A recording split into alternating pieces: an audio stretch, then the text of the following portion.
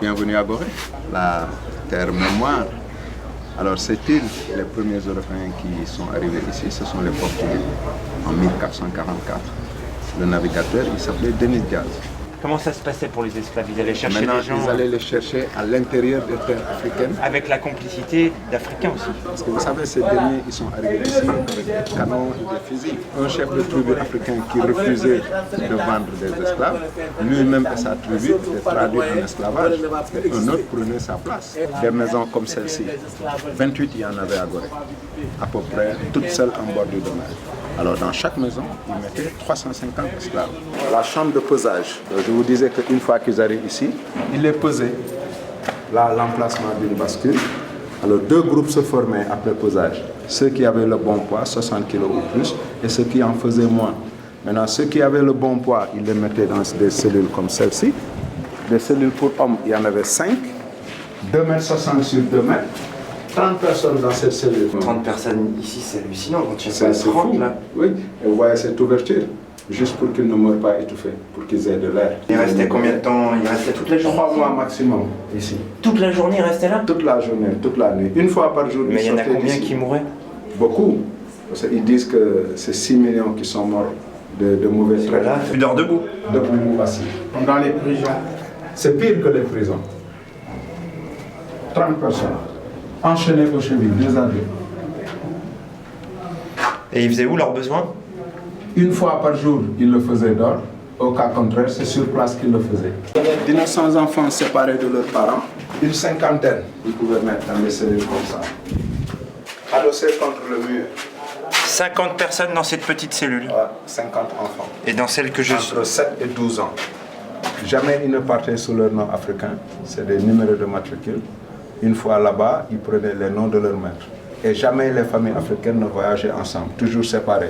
Les hommes aux Amériques, les femmes Antilles et Guadeloupe, et les enfants Brésil et Cuba. À chaque fois que je rentre dans cette maison, je ressens quelque chose. Cette souffrance endurée par ces derniers. Mais, comme disait notre papa, le conservateur, oui pour le pardon, non pour l'oubli. Alors au nom des Blancs, je te demande pardon. Ben, au nom des Africains, je te pardonne.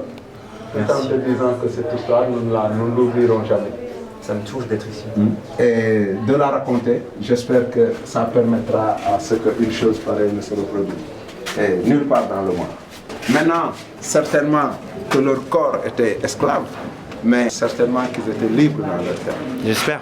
Les jeunes filles vierges, ces dernières, étant aussi instrument de plaisir pour ces derniers, étaient un peu mieux traitées, une cellule un peu plus spacieuse.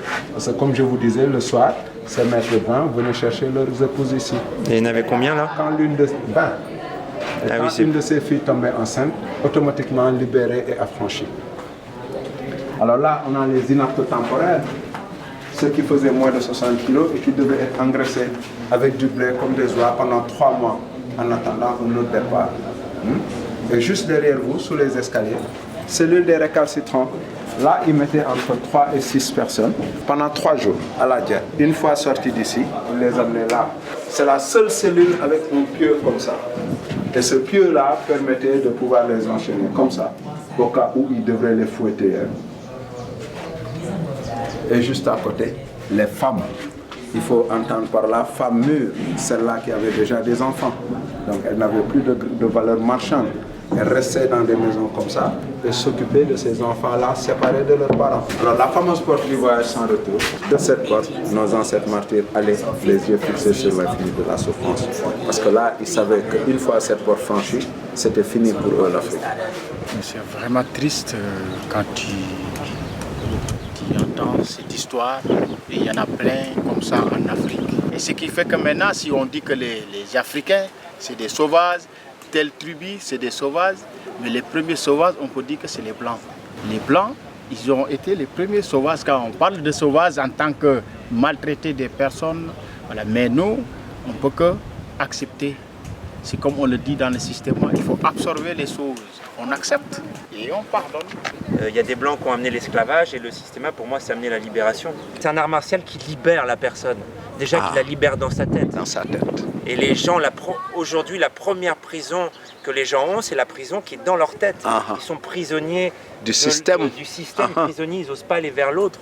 Et je pense que quelqu'un qui fait du systéma, c'est avant tout un ambassadeur de la liberté. Partout où je vais, moi je me sens libre.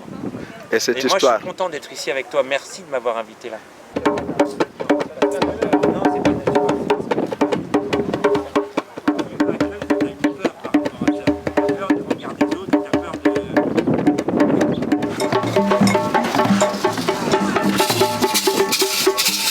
On repart? Ouais, on retourne au pays. Au pays, et on va aller se reposer.